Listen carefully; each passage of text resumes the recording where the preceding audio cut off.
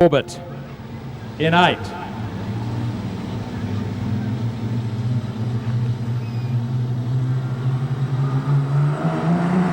Look for a green one. There it is, off and running. This is a 3-lap event, and Josh Arthur takes car 15 into the race lead. Tucked in behind him still is Stuart Fawcett.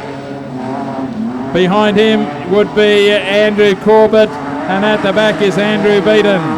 The car on the outside, car 65, trying desperately to get to the front position is the Lismore car, Stuart Fawcett. He's staying up high on the racetrack. Down low, it's still Josh Arthur as they come around to take a white flag. Josh Arthur, Stuart Fawcett right behind him. Then we go to Andrew Corbett and Andrew Beaton as those four head up down the back chute. Going a little wide in the western corner was Josh Arthur, but closes that gap down neatly, keeping Stuart Fawcett at bay. Fawcett has one go towards the start-finish line. It doesn't work. Josh Arthur takes it out to the better of Stuart Fawcett.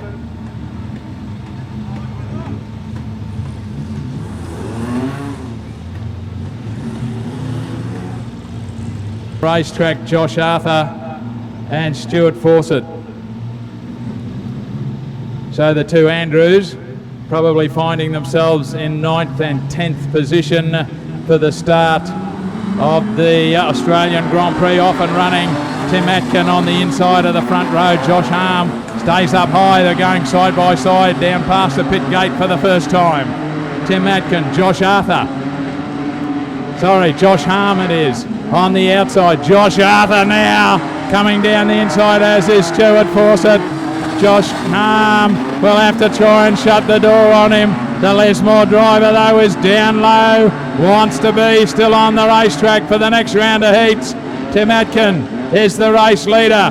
Getting on the outside and into position 2 is Josh Harm. Tucks the nose underneath Tim Atkin and has got 2 wheels up in the air as he bounces it around turn 1. Tim Atkin leads them around the western corner into the main straightaway. He and Josh Harm will stay on the racetrack. Next one will be Stuart Fawcett and Josh Arthur. From my reckoning, that will be 7 and 8.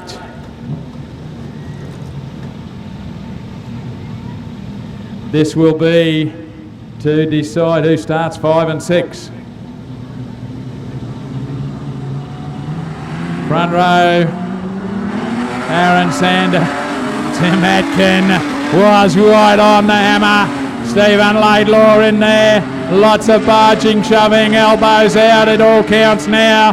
Aaron Sander fights back on the outside. Tim Atkin though has got the nose of the Commodore under there and is still working hard. Here comes Josh Harm. Side by side they go through turn 1. Have a look at the Cortina. Aaron Sander says no you don't. And Sander goes into the race lead around the western corner from Tim Atkin. Next one muscling his way through is Josh Harm. White flag being shown. Stephen Laidlaw has been left lingering at the back. It is Aaron Sander. The Cortina goes sideways down the back chute. Something wrong with it as Tim Atkin has gone by. Hard luck for Andrew Sanders and Tim Atkin. Josh Harm, Stuart Laidlaw, Aaron Sanders.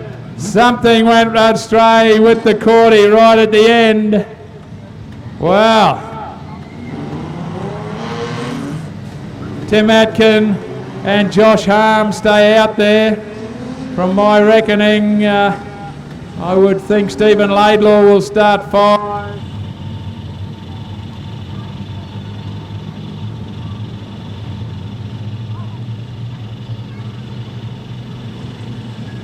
Watch for the start, folks. This is to determine the first 4 starting positions for the Australian Grand Prix.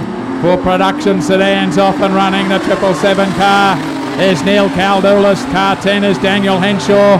Little bit of panel rubbing as they stay side by side down into the western corners. Daniel Henshaw on the outside tries to get the nose in front. Neil Caldoulis can't do anything about it down low, and Daniel Henshaw leads after lap number 1. The next one behind him is Neil Caldoulis, Tim Atkin, and Josh Harmy on the outside.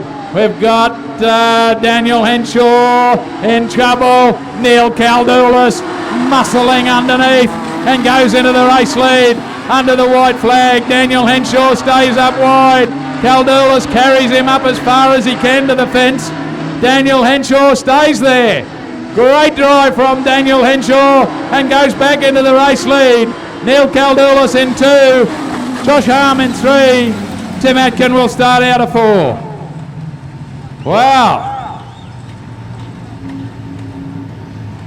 How about that, folks? Put your hands together. Daniel Henshaw. He was brave enough to stay there. They muscled him out of the road. Stayed up high where there was some drive. And we'll start the Australian Grand Prix in position 1.